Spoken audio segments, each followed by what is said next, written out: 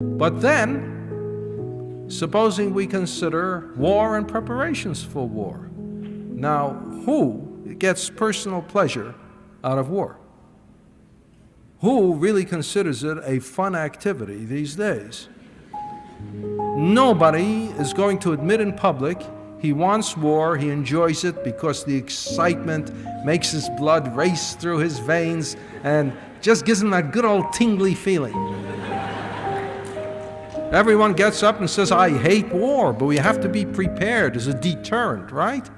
So that the world now spends $400 billion every year to support its various war machines, its various competing war machines. 400 billion every year. I used to say 300 billion. Now it's gone to 400 billion. By the year 2000, the present rate of increase, it'll be 1 trillion a year, if we get there, which I doubt.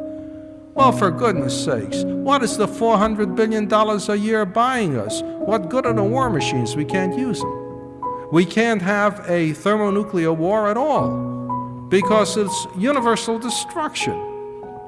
As a matter of fact, a thermonuclear war doesn't supply us with the minimum virtue of a war, which is one of the reasons I don't think it'll be fought. You see, the thing with a thermonuclear war is we have every reason to think it'll last maybe a day and a half. And in a day and a half, there's no time for promotions to come through for the generals.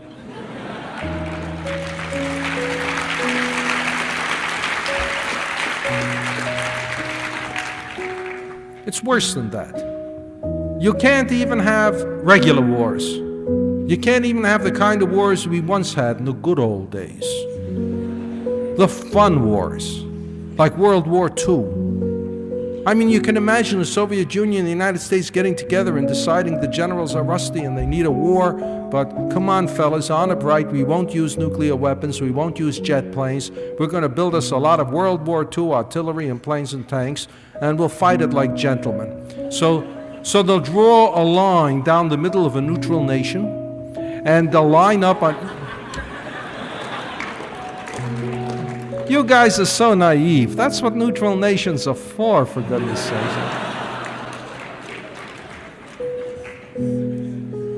And you line up on either side, and for 4 or 5 years, maybe 6 if it's too exciting to stop, you have frontal penetrations and flank attacks and artillery bombardments and bombing attacks, and maybe, if you want, some sort of old-fashioned excitement, poison gas, things like that. At the end of the time, you see who's where, who has accomplished what, how many people have been killed, and you assign indemnities and exchanges of territory and all that. The losing side shoots its generals. Now that's the great problem. I've always maintained that if the losing side in any war automatically shot its generals, and if the generals were told this in advance, there'd never be any wars because the generals would always say they weren't ready. But you don't do it. It's considered not sporting. But why can't we fight a war like that? Easy. We don't have the gasoline for it anymore. You know how much gasoline it takes to run even a World War II war nowadays?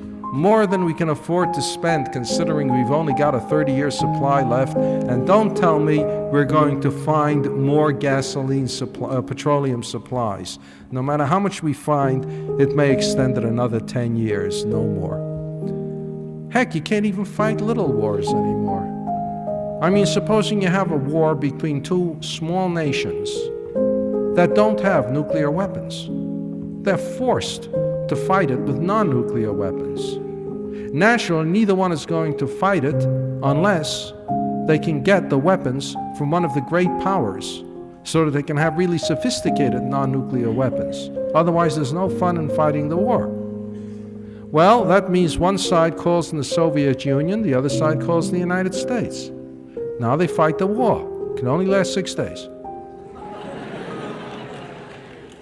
After 6 days, one side may be winning, whereupon the other side has to be helped by its nation even more because they don't want to lose face, which means the other nation has to help its side, and before you know it, you've got a thermonuclear war.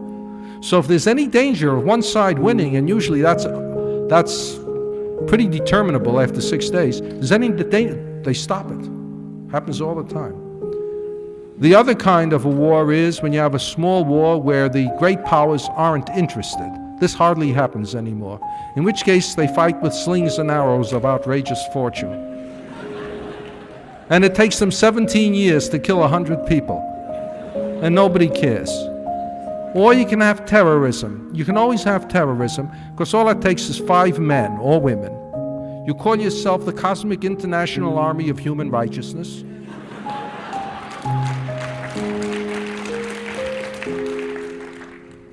And when no one's looking, you shoot people in the back.